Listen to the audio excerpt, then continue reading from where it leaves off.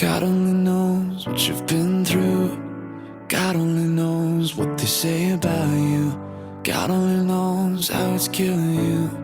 But there's a kind of love that God only knows. God only knows what you've been through. God only knows what they say about you. But God only knows the real you. There's a kind of love that God only knows.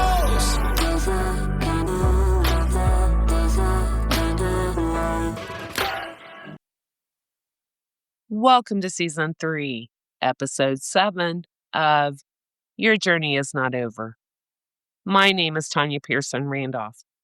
This is my own personal journey, and the expressions and opinions are of my own. I own all the rights to my personal journey and to Your Journey Is Not Over.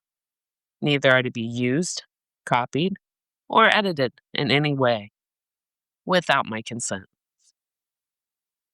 As I left off on the last episode, yes, I am unpredictable. It's not something thought out or methodical. No, not at all. It's just who I am. How I respond to certain things is most definitely not how others would respond or expect me to respond. So as I finish up reading this will, I got a vision, real quick vision of my mother walking out of a red brick building with a folder in her hand. She was walking, as I say, like a peacock.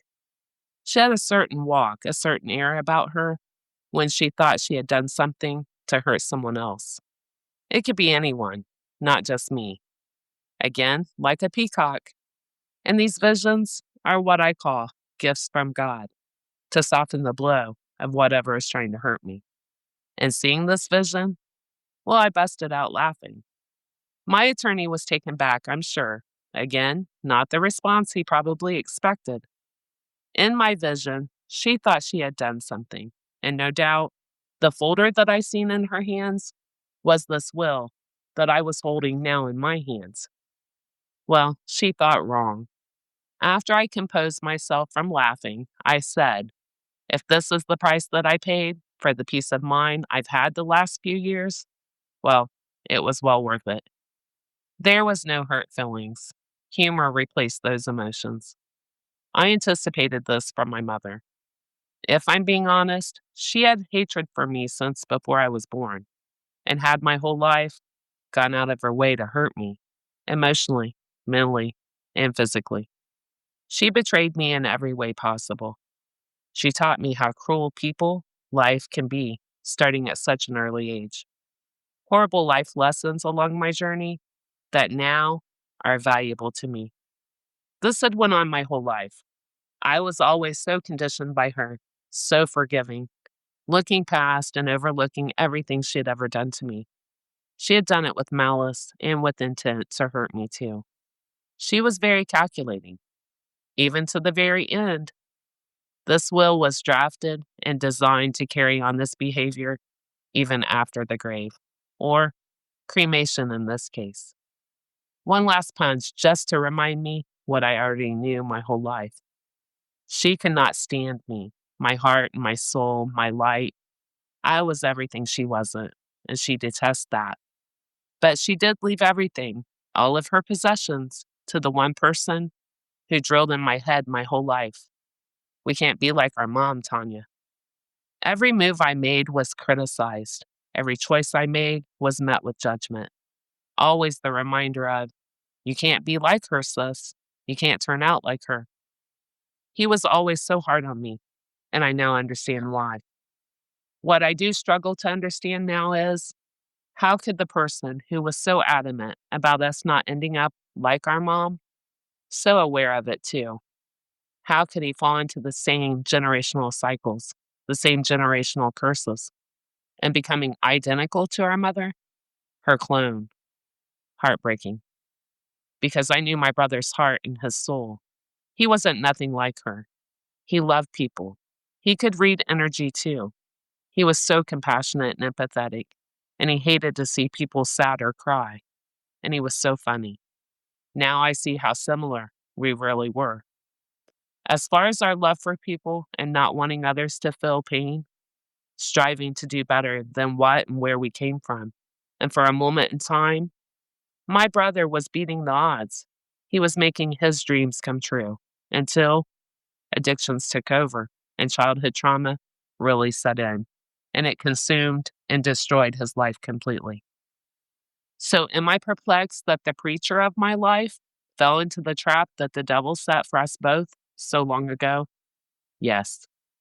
With him following our mother's footsteps of addictions, dysfunction, total path of destruction. Well, that made our mother so proud of him. At least she conformed one of us to be exactly like her. Sadly, falling into the trap that our mother and the devil had set, well, it eventually cost my brother his life. So, yes, my exact words when I screenshot this will and I sent it to my brother because I could not get him to communicate with me, only through text. I know my brother all too well, and the sound of my voice would have been a reality check. And I'm the one person who knows, experienced the trauma, the childhood trauma that we suffered together. So there was no hiding from me.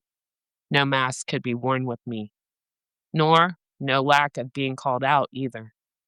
So many times I'd asked him, "What are you doing?" You are giving it to her and to them, our family. Allowing their expectations of you, of us, to become a reality. It was pep talk. The student had surpassed the teacher in those times. So again, screenshotted and sent the photos of the will, along with the message to my brother. This is the reward that you get for becoming and turning out just like her. Congratulations. As I was leaving my attorney's office, I did ask him where the will was drafted, and he told me the Free Legal Aid Office and told me where it was located. And to top it off, I asked what I owed him. He said free of charge. I was happy to help you, Tanya. God is good, and he sends the right people, positions the right people in our lives. Remember, nothing is a coincidence. It's all by design. So driving back to my city, I remember still having questions about the cremation, and nothing was, even to this day, ever produced. But it was now out of my hands, and I handed that over to my brother. It was his headache, his worries, his stuff. Nothing to do with me now, even though I am a lot easier, a lot more level-headed, and in my brother's words, always soft to deal with. Yes, I drove by the Free Legal Aid. I had to see it for myself. And yes, it matched my vision. Even though I've had what I call my gifts from God my whole life, I still like verification.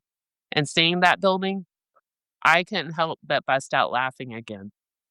Well, I truly thought I'd handed it all over to my brother so that I could begin to process all that had came about. The complete blind side of everything, her death, the cremation, begin to heal myself. Throughout this and up to this point, I was experiencing anxiety, panic attacks, especially when I was going to work. Overwhelming completely, but I was working through it. What would come next? Well, it was another blind side and a revelation, a shock so surreal that it completely stopped my world from spinning. I do not own the rights to the things that I chose to share today. Don't wish me constant happiness. Life isn't built that way. Wish me courage for hard days, strength to keep going, and a sense of humor to survive it all. Life is a journey, not a destination. So don't let the bumps in the road keep you from enjoying the ride. When I look back on my life, I see pain, mistakes, and heartache. When I look in the mirror now, I see strength, learn lessons, and pride in myself that I survived. A soul that holds empathy is a soul that has survived unimaginable pain. Have faith in your journey. Everything had to happen exactly as it did to get you where you're going next. Be raw, be humble, be honest, be real. Because the last thing this world needs is any more fake people. So please, be you. This concludes my podcast for today.